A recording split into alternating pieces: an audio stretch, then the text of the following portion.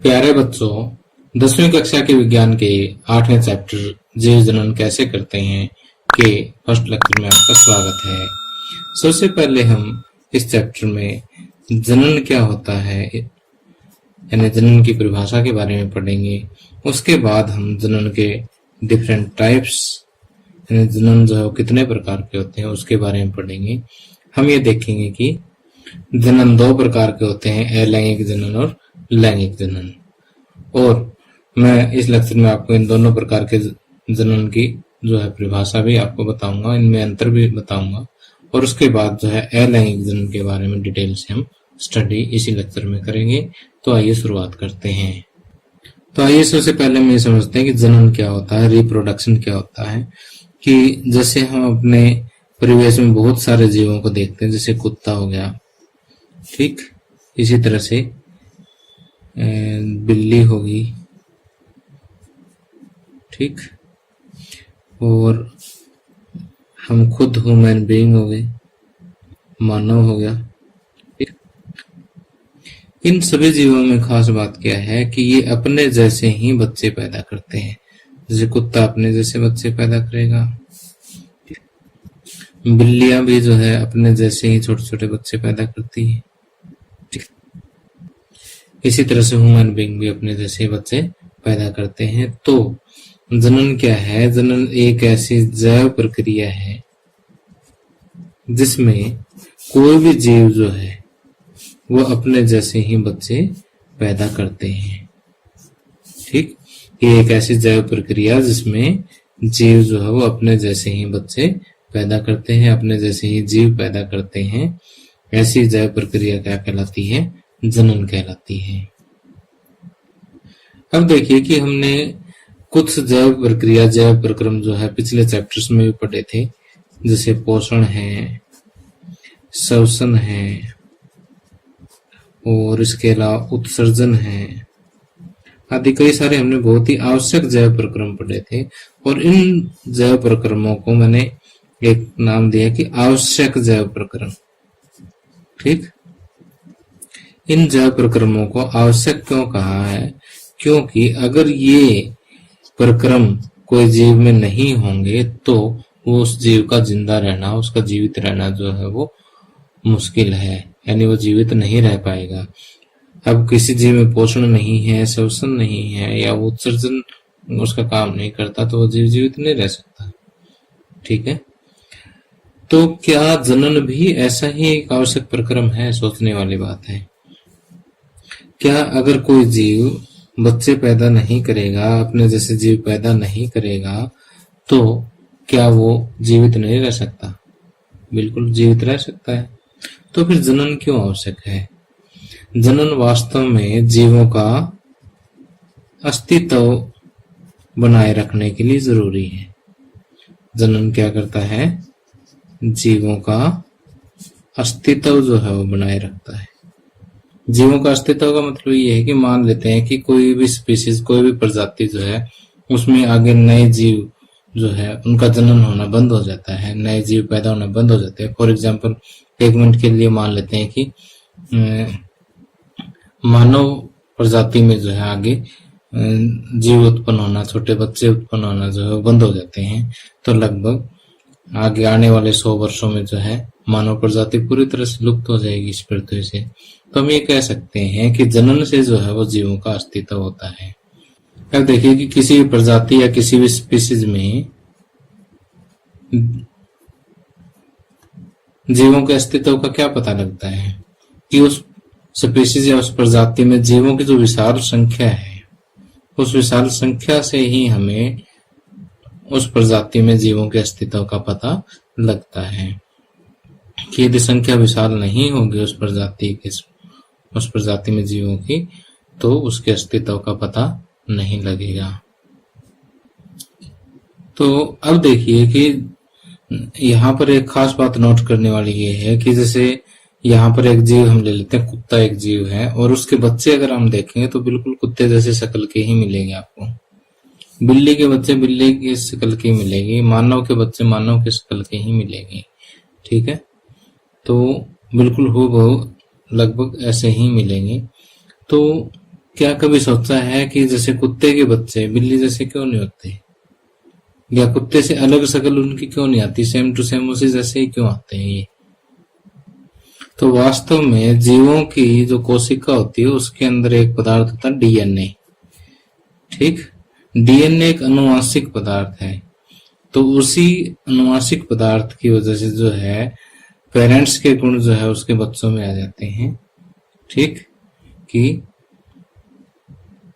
एक जीव के गुण जो है उसके संतान में आ जाते हैं। तो अब देखिए डीएनए के बारे में हम पढ़ते हैं थोड़ा सा। तो यदि डीएनए के बारे में देखें, देखिए मान लीजिए कोई भी कोशिका है, कोशिका के अंदर ये इसका केंद्रक यानी न्यूक्लियस है। न्यूक्लियस को अगर हम थोड़ा सा बड़ा करके देखें तो इस तरह से ये न्यूक्लियस है। न्यूक्लियस के अंदर जो है वैसे तो बहुत सारे पदार्थ होते हैं, लेकिन हम यहाँ से एक मेन देखते हैं कि क्रोमोसोम, इस तरह से देखिए। ठीक है, ये कोई क्रोमोसोम है। क्रोमोसोम के अंदर जो है इस तरह से डीएनए होता है। ठीक, और इसी डीएनए के अंदर ही हम ये कह सकते हैं कि इसमें सारा डाटा सेव होता है, जो आगे जो है संतति के अंदर उसमें संतान में जो है वो ट्रांसफर हो जाता है। अब देखिए कि किसी एक कोशिका से उसकी संतति कोशिका में उसकी डॉटर जो सेल है उसके अंदर जो अनुवांशिक गुण हो किस तरह से स्थानांतरित होते हैं वो मैं आपको थोड़ा सा डिटेल से समझाता हूँ अभी। इसके लिए हमें डीएनए की प्रतिकृति को समझना होगा, डीएनए रिप्लिकेशन को समझना होगा। डीएनए की प्रतिकृति क्या होती है कि जैसे ये डीएनए की श्रृंखला है। ठीक, और आगे जाकर के जो है दो भागों में बंट जाती है। ठीक, तो हम ये कह सकते हैं कि पुराने डीएनए श्रृंखला पर नए डीएनए का संश्लेषण हो जाता है। ठीक, और ये जो नए डीएनए का जो संश्लेषण हो गया ये क्या कहलाती है, इस डीएनए की प्रतिकृति कहलाती है। साधारण भाषा में कहें तो जो मूल डीएनए था उस जैसी ही एक और इसी की कॉपी जो है हूबहू ऐसा ही दूसरा डीएनए जो है पैदा हो जाता है। तो इससे हम कहते हैं कि डीएनए की प्रतिकृति। तो पुरानी डीएनए श्रृंखला पर नए डीएनए का संश्लेषण जो है वो क्या कहलाता है, डीएनए की प्रतिकृति कहलाती है। जो नया डीएनए बनता है ना तो एक नई कोशिका भी बन जाती है। ठीक, कि पहले एक कोशिका थी और उस एक कोशिका से जो है दो कोशिकाएं बन जाती है। तो इस तरह से जो पेरेंट कोशिका जो है उससे जो अनुवांशिक गुण है वो अपनी संतति कोशिका के अंदर जो है वो ट्रांसफर हो जाते हैं। तो देखिए जो मैंने आपको यहाँ पर पढ़ाया है वही सेम टू सेम नोट्स में भी लिखा है, और ये नोट्स जो है आप को जो है इसी वीडियो के डिस्क्रिप्शन में एक लिंक दे रखा है, वहां से जाकर के डाउनलोड कर सकते हैं। अब डीएनए की प्रतिकृति की आवश्यकता वैसे तो मैंने आपको बता दी, एक बार नोट्स में से और बता देता हूँ कि डीएनए क्या है, एक अनुवांशिक पदार्थ है जो अपनी प्रतिकृति बना करके, अपनी कॉपी बना करके वो ऐसा ही एक और डीएनए बना करके अपने गुणों को जो है एक कोशिका से संतति कोशिका में स्थानांतरित करता है। ठीक, तो इसी से जो है वंशानुगत गुणों से युक्त संतति प्राप्त होती है कि संतान के अंदर उसी के पूर्वज जो जीव है उनके गुण जो है वो आ जाते हैं। ठीक, तो हम ये कह सकते हैं कि डीएनए जो है किसी जाति के विशेष गुणों को जो है बनाए रखता है। ठीक, और इसीलिए जो है डीएनए की प्रतिकृति बनाना जनन के लिए आवश्यक है। तो ये हमारे लिए एक इम्पोर्टेंट क्वेश्चन भी आता है कि डीएनए की प्रतिकृति की क्यों आवश्यकता है, तो उसके लिए आप ये आंसर लिख सकते हैं। तो अब देखिए कि आपने सुना होगा कि जैसे हिस्ट्री वगैरह में आपने पढ़ा होगा कि इंसान जो है वो पहले चार पांव पे चलता था, यानी हाथों को पैरों की तरह से यूज करता था, फिर उन्होंने खड़ा होना सीखा। तो इस तरह से जो धीरे धीरे डेवलप होकर के जो है आज का मानव बना। तो इसका मतलब जो है पेरेंट्स से जब संतान उत्पन्न होती है तो कुछ न कुछ विभिन्नता तो आती है। तो आखिर ये विभिन्नता क्यों आती है? क्योंकि जब डीएनए की रिप्लिका बनती है ना, जब इसकी प्रतिकृति बनती है, तो ये कहता है कि ये एक जैव रासायनिक प्रक्रिया है, और कोई भी जैव रासायनिक प्रक्रिया पूर्ण रूप से विश्वसनीय नहीं होती। उसमें कुछ न कुछ डिफरेंस आ जाता है कि एग्जैक्ट कॉपी कई बार नहीं भी बनती। उसके कई कारण हो सकते हैं, उन कारणों पर हम विचार नहीं करते। ठीक है, तो हम ये कहते हैं कि डीएनए की प्रतिकृति बनना क्या है, एक जैव रासायनिक प्रक्रिया है जो पूर्ण रूप से विश्वसनीय नहीं होती, अपितु इन प्रतिकृतियों में, इन कॉपीज में क्या है कि कुछ न कुछ विभिन्नताएं उत्पन्न हो जाती है, और उनमें से कुछ जो आवश्यक विभिन्नताएं होती है वो संतति के अंदर, संतान में जो है वो समावेश कर जाती है, और उसी वजह से जो है संतान जो है उसमें कुछ न कुछ विभिन्नताएं आ जाती है। तो अभी हमने देखा कि डीएनए की प्रतिकृतियों की वजह से कई बार कुछ विभिन्नताएं भी आ जाती हैं, और ये विभिन्नताएं भी कई बार बहुत जरूरी होती है। कि मान लेते हैं कोई स्पीसीज, कोई प्रजाति जो है अपने निकेत यानी अपने परितंत्र यानी इसके चारों ओर का जो वातावरण है आप कह सकते हो उसके अनुकूल है ये, ठीक, और आज ये जिंदा है, जीवित रहते हैं, कोई प्रॉब्लम नहीं है, ठीक। कोई विशेष प्रजाति जो है अपने परितंत्र के अनुकूल है और आज की डेट में मान लिया उनको कोई प्रॉब्लम नहीं है। लेकिन कई बार क्या होता है कि उसके परितंत्र में जो अचानक कोई परिवर्तन आ जाता है, जैसे उसके तापमान में अंतर आ गया, अगर हम जलीय जीवों की स्टडी करते हैं यानी उसके जल स्तर में परिवर्तन आ गया, ठीक।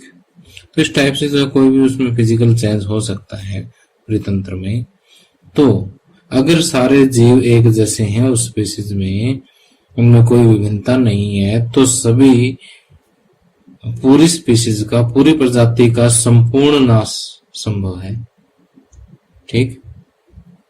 तो हम ये कह सकते हैं कि यदि परितंत्र के अंदर कोई उग्र परिवर्तन आ जाता है और उस स्पीशीज के अंदर विभिन्नता नहीं है तो पूरी प्रजाति का, पूरी स्पीशीज का विनाश संभव है। लेकिन यदि इस स्पीशीज के अंदर, इस समष्टि में, इस प्रजाति में कुछ जीवों में विभिन्नता है, कुछ जीवों में विभिन्नता है, तो हो सकता है कि उन जीवों पर इस उग्रताप का फर्क ना पड़े। तो हम ये कह सकते हैं कि इनके जीवित रहने की संभावना जो है बनी रहेगी, ठीक। तो हम ये कह सकते हैं कि विभिन्नता जो है वो समष्टि की उत्तरजीविता के लिए बहुत ही जरूरी है, उत्तरजीविता बनाए रखने के लिए, ठीक है, उनका जीवन बनाए रखने के लिए जो है वो क्या है, उपयोगी है। तो क्या बताया मैंने कि विभिन्नताएं समष्टि की उत्तरजीविता बनाए रखने के लिए उपयोगी है। अब आइए देखते हैं कि जनन कितने प्रकार का होता है। जनन को हिंदी में प्रजनन भी लिख देते हैं, दोनों में कोई फर्क नहीं है। तो जनन जो है वो दो टाइप के होते हैं, अलैंगिक जनन और लैंगिक जनन। इसको इंग्लिश में बोलते हैं asexual reproduction and sexual reproduction. तो अलैंगिक जनन जो है क्या होता है कि इसमें जनन में सिर्फ एक ही जीव जो है वो संतान पैदा करते हैं, ठीक। अपने जैसा ही एक और जीव पैदा कर सकता है। और लैंगिक जनन में दो जीव, जिसमें से एक नर होता है और एक मादा होती है, ये मिलकर के संतान जो है वो पैदा करते हैं, ठीक। अब जो अलैंगिक जनन है वो कुछ बैक्टीरिया, जैसे कुछ जंतु जैसे बैक्टीरिया है, प्रोटोजोआ है और कुछ पौधे हैं, उनमें अलैंगिक प्रजनन होता है। तो क्या बताया मैंने कि कुछ बैक्टीरिया, प्रोटोजोआ और कुछ पौधों में जो है क्या होता है, अलैंगिक जनन होता है। और अलैंगिक जनन के दौरान जो है वो युग्मक का निर्माण नहीं होता। कि युग्म का मतलब होता है जोड़ा, ठीक। युग्मक का निर्माण तभी होता है जब लैंगिक जनन हो, ठीक। और यहाँ पर अलैंगिक जनन में जो संतान पैदा होती है वो हूबहू उसके पेरेंट जैसी होती है, उसके जो मूल जीव होता है उस जैसी ही होती है। यहाँ पर विभिन्नता का चांस कम होता है, ठीक। और जो जितने भी संतान में जो गुण है वो उसके पेरेंट जीव वाले गुण ही लगभग ट्रांसफर हो जाते हैं, ठीक। और जो निम्न वर्ग के जीव जो हैं उनमें अलैंगिक प्रजनन जो है वो मोस्टली पाया जाता है। और लैंगिक जनन में क्योंकि संतान की उत्पत्ति जो है नर और मादा दो जीवों से होती है, तो यहाँ पर विभिन्नता के जो चांसेस है वो ज्यादा है, ठीक। तो जैसे अलैंगिक प्रजनन जो है, अलैंगिक जनन जो है वो निम्न वर्ग के जीवों में अधिक पाया जाता है, जिनमें कम कोशिकाएं होती है। जो सिंपल जीव जो होते हैं उनमें ज्यादा अलैंगिक जनन होता है, जबकि जो उच्च वर्ग के जीव जो हैं उनमें क्या होता है, लैंगिक जनन होता है। तो आज इस लेक्चर में हमने पढ़ना है कि जो निमंत्रित जीवों में अलैंगिक जनन जो है वो, उसके बारे में हम डिटेल से पढ़ेंगे। लेकिन इससे पहले जो है एक बार में देख लेते हैं, कई बार क्वेश्चन एग्जाम में पूछ लिया जाता है कि अलैंगिक प्रजनन और लैंगिक प्रजनन में, अलैंगिक जनन और लैंगिक जनन में जो है वो क्या अंतर है। तो सबसे पहला तो इसकी परिभाषा से दे देते हैं कि जब जनन में एक ही जीव संतान उत्पन्न करता है तब वो क्या होता है, अलैंगिक जनन। और जिसमें दो जीव नर और मादा वो प्रजनन में जब निहित होते हैं तब तो उसे क्या कहते हैं, लैंगिक जनन कहते हैं। और इसमें जो है युग्मक का निर्माण नहीं होता, जबकि यहाँ पर जो है युग्मक का निर्माण होता है। ठीक, अब यहाँ पर जो नया जीव है वो पैतृक जीव के समान या समरूप होता है, विभिन्नता के चांसेस यहाँ पर कम है। लेकिन लैंगिक जन्म जो होता है उसमें विभिन्नताएं जो है वो ज्यादा हो सकती है। ठीक, और ये निम्न वर्ग के जीवों में पाया जाता है और ये उच्च वर्ग के जीवों में पाया जाता है। अब यहाँ पर मैं आपको एक बात और बता देता हूँ कि पौधों के अंदर लैंगिक और अलैंगिक दोनों प्रकार के जनन होते हैं जो हमें इस चैप्टर में स्टडी करने हैं। और लैंगिक जनन में हम पौधों में लैंगिक जनन के बारे में पढ़ेंगे और मानव में जनन के बारे में पढ़ेंगे। इसके अलावा बाकी जो जीव हैं उनके बारे में, उनके जनन के बारे में हम हायर क्लासेस में पढ़ेंगे।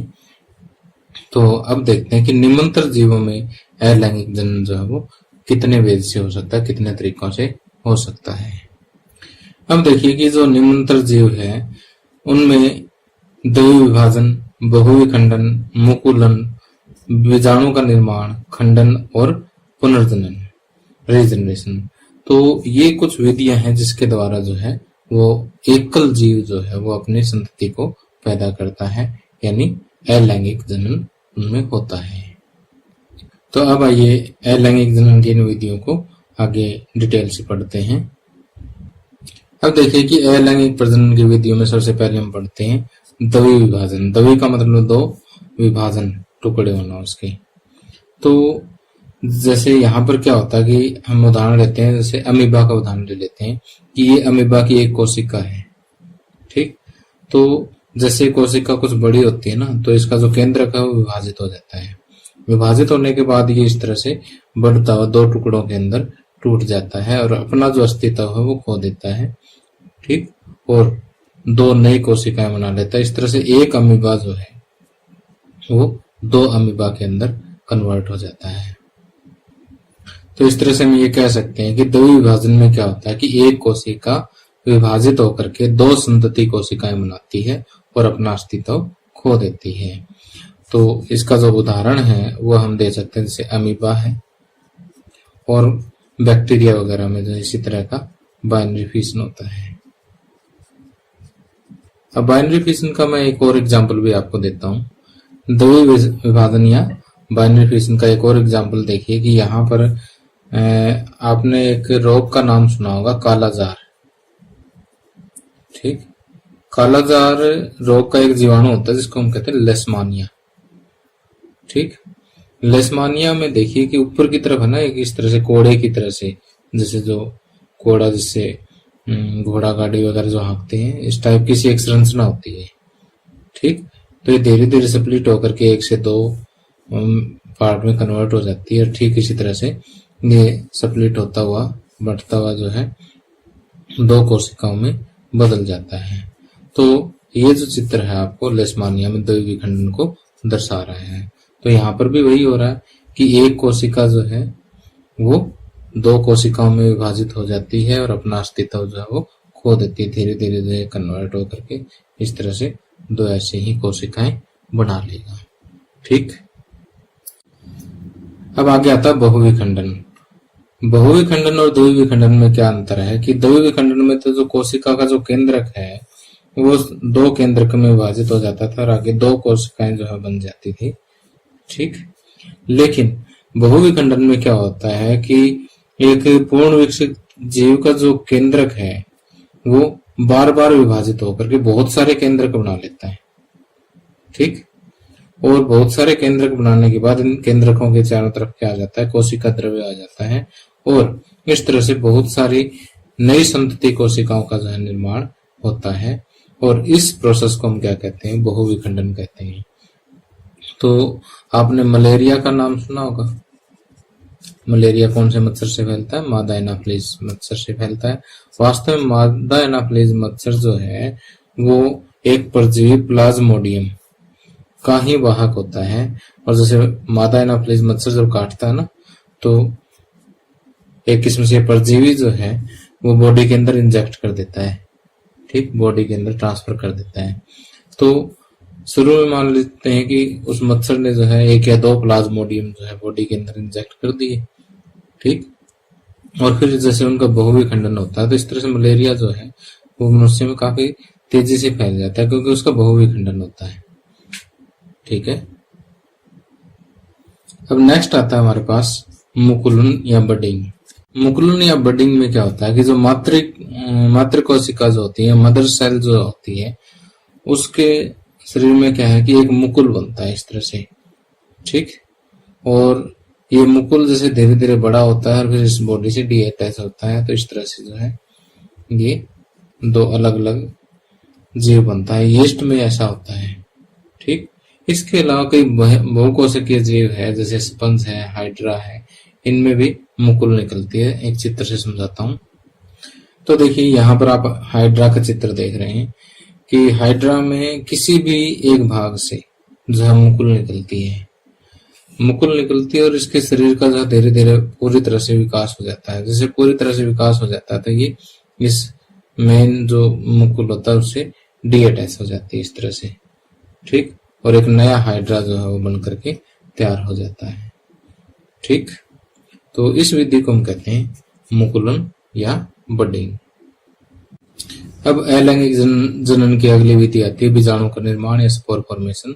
इसके लिए मैंने जो है कैलेमाइडोमोनास का एग्जाम्पल लिया है। इसमें क्या होता है कि जो एक कोशिका है और इस कोशिका का जो केंद्रक और जो द्रव्य है वो 1 से 2, 2 से 4, 4 से 8 तक जो है वो बीजाणु बना देते हैं।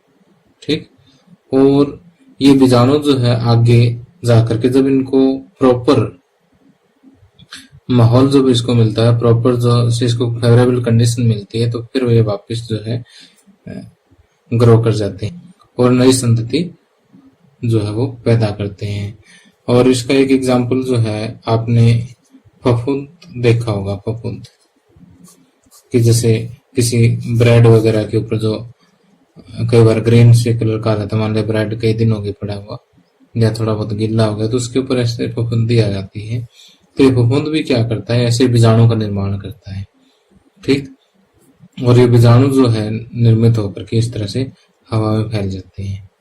ठीक, जब भी इनको कोई फेवरेबल कंडीशन मिल गई, यानी इसको मान लिया कि कोई दूसरा ब्रेड मिल गया, ठीक, या कोई रोटी पड़ी हुई मिल गई तो उसके ऊपर जाएंगे और वहां पर जो है नई फफूंद का निर्माण कर लेंगे।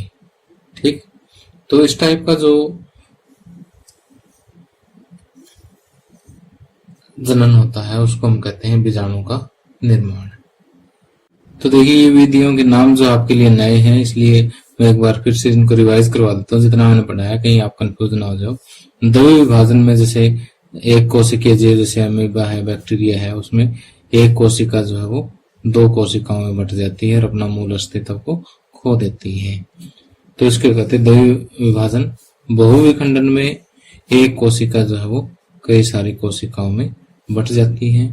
मुकुलन के अंदर क्या होता है कि इस तरह से जो है वो जो मातृ कोशिका है उसका एक भाग में से मुकुल निकलता है और ये मुकुल जो है धीरे धीरे ग्रो होने के बाद जो है सब मुकुल का पूरा निर्माण हो जाता है, तब ये अपने इसके शरीर से जो अलग हो जाता है, इसको बोलते हैं मुकुलन।